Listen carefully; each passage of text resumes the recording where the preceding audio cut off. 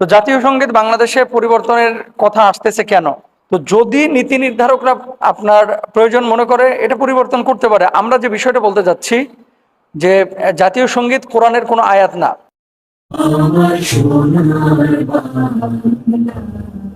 আর এই বাংলাদেশের যে জাতীয় সঙ্গীতটা, এই জাতীয় সঙ্গীতটা বাংলাদেশকে কেন্দ্র করে লেখা হয়েছে, বিষয়টা এরকম না। তাহলে এখান থেকে আমরা কি পেলাম? এটা পরিবর্তনশীল। তারপরে এটা নীতি নির্ধারকরা যদি প্রয়োজন মনে করে পরিবর্তন করতে পারে।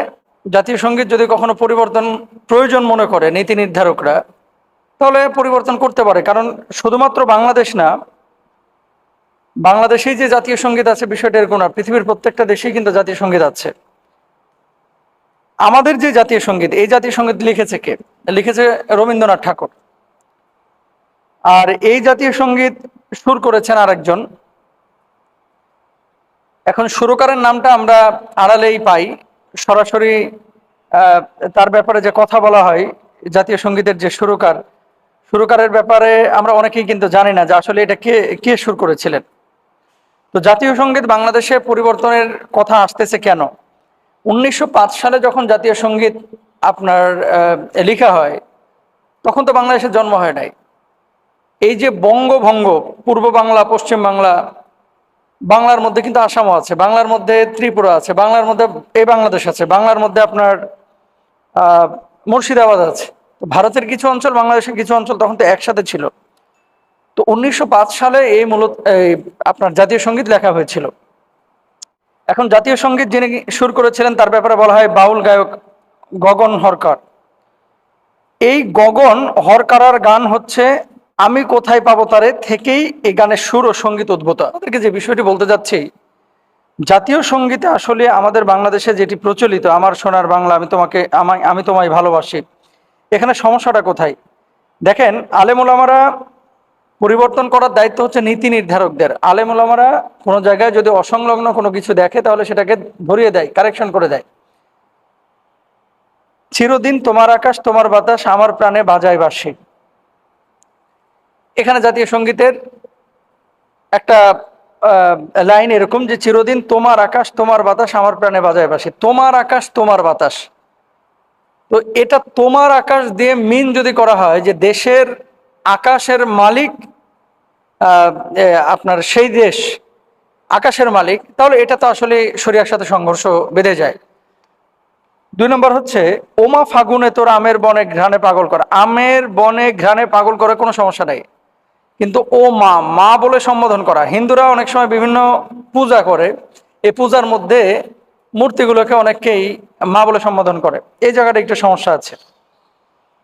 মা তোর মুখের বাণী আমার কানে লাগে সুধার মতো, মরি হায় হায় রে, এই যে এখানে মা বলে সম্বোধন করা হয়েছে।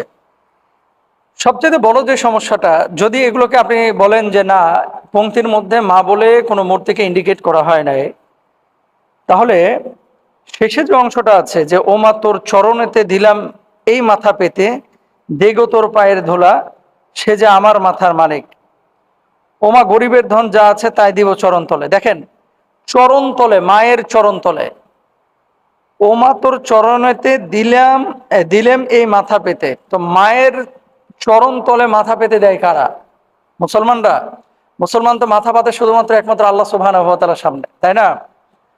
তো দেশকে যদি আপনি একটা সত্তা মনে করেন, দেশের তো কোনো আকার নাই, ভূখণ্ড আছে, মানে দেশ শব্দটা আল্লাহ সুবহানাহু ওয়া তাআলাকে কি আমরা দেখেছি? বাতাসকে আমরা দেখেছি? আলোকে কি আমরা ধরতে পারি, ছুঁতে পারি, স্পর্শ করতে পারি? না। তো আল্লাহ সুবহানাহু ওয়া তাআলা যে ভূখণ্ড আমাদেরকে দিয়েছেন, এই ভূখণ্ডটা আমাদের কাছে আমাদের প্রয়োজন আল্লাহ তাআলা দিয়েছেন, আমানত স্বরূপ দিয়েছেন। এর মানে এই না এই ভূখণ্ড আমাদেরকে পরিচালিত করবে, বরং ভূখণ্ডকে আপনারা পরিচালিত করেন। আল্লাহ সুবহানাহু ওয়া তাআলা সেই ক্যাপাসিটি, যোগ্যতা আপনাদেরকে দিয়েছেন। তাহলে চরণতে আপনার মাথা ঝুঁকানো, এটা আল্লাহর সামনে, আল্লাহর কুদরতি সত্তার সামনে আমরা মাথা ঝুঁকাতে পারি। কোনো মানুষের সামনে, কোনো মূর্তির সামনে, কোনো দেশের সামনে আমরা মাথা ঝুঁকাতে পারি না। মানে মাথা ঝুঁকানোটা হবে একমাত্র আল্লাহ সুবহানাহু ওয়া তাআলার জন্য। ওমা গরিবের ধন যা আছে তাই দিব চরণ তলে, মরি হায় হায় রে। গরিবের ধন যা আছে, মানে আমার ধন যা আছে সব তোমার চরণ তলে আমি দিয়ে দেব। দেখেন, দেশের প্রতি ভালোবাসা, মমত্ববোধ, এটা প্রত্যেকটা মানুষের থাকা জরুরি, এটা আপনারও জরুরি, আমারও জরুরি, এখানে কোনো সন্দেহ নেই।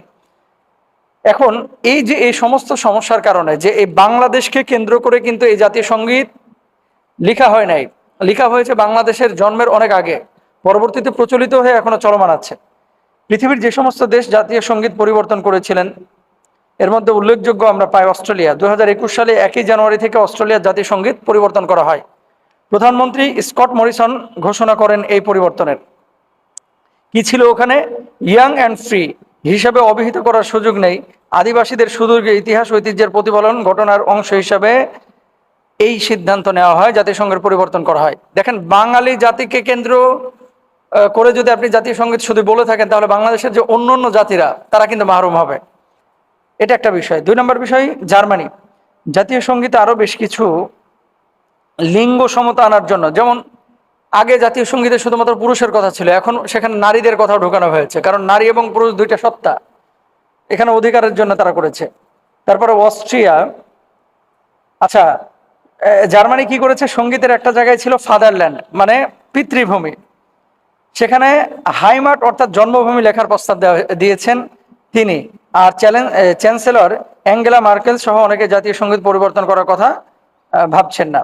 অস্ট্রিয়া লিঙ্গ সমতা আনার জন্য অস্ট্রিয়ার জাতীয় সঙ্গীত ছেলেরা এর জায়গায় মেয়েরা লেখা হয়েছে, এটি 2012 সালে করা হয়েছে। কানাডা, উত্তর আমেরিকার এই দেশটি সম্প্রতি তাদের জাতীয় সঙ্গীতকে আরো লিঙ্গ নিরপেক্ষ করেছে। সঙ্গীতের দ্বিতীয় লাইনে তোমার সব ছেলেরা এই জায়গায় লিখেছে আমরা সবাই। এরপরে দেখেন, নেপাল চেঞ্জ করেছে, আফগানিস্তান চেঞ্জ করেছে, রুয়ান্ডা, আফ্রিকার এই দেশটিতে 1994 সালে 100 দিনের মতো ওই দেশে 5 থেকে 10 লাখ মানুষকে হত্যা করা হয়েছিল। গণহত্যা পরবর্তী রুয়ান্ডার ভাবমূর্তি গড়ে তুলতে দেশটি 2001 সালে একটি নতুন জাতীয় সঙ্গীত চালু করে। তো দক্ষিণ আফ্রিকাও এটা করেছে, পরিবর্তন করেছে। পৃথিবীর বিভিন্ন দেশ কিন্তু নানানভাবে এই পরিবর্তনটা করেছে জাতীয় সঙ্গীতের।